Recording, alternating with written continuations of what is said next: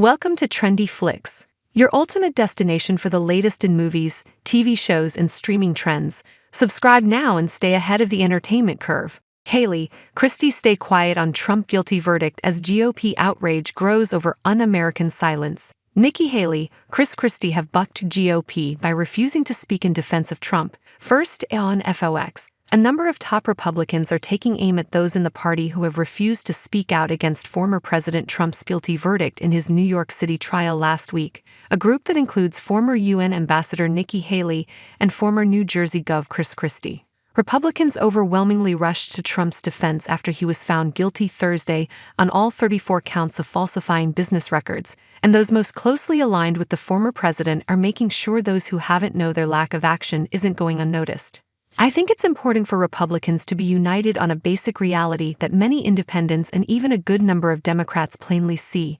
This trial was a sham, former presidential candidate and staunch Trump surrogate Vivek Ramaswamy told Fox News Digital.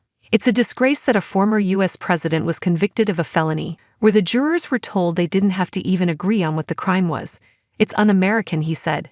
Alabama Senator Tommy Tuberville took a more somber tone, telling Fox that Americans are now experiencing an all-out war on our constitutional republic. These soft rhinos are letting their hatred for Donald Trump blind them from fighting to save our country. They need to either get on board or officially announce they prefer a socialist, communist regime, he said. This is way bigger than Donald Trump. It's about preserving the things that make our country the envy of the world. No true conservative should be able to say they care about America if they stand by and do nothing as the left destroys it.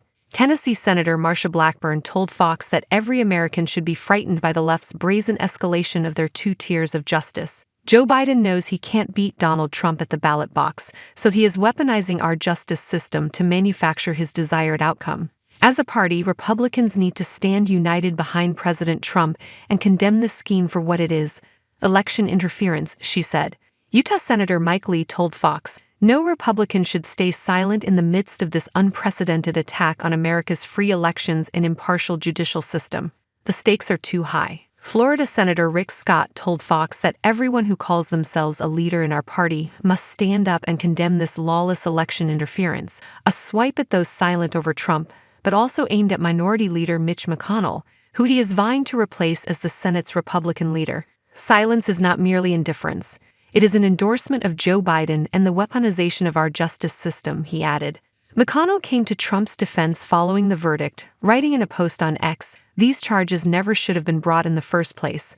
I expect the conviction to be overturned on appeal." Fox has reached out to representatives of Haley and Christie for comment. Christie spoke extensively on the campaign trail while running in the Republican presidential primaries about Trump's legal woes, even predicting he would be a convicted felon when accepting the GOP nomination at the Republican National Convention in July.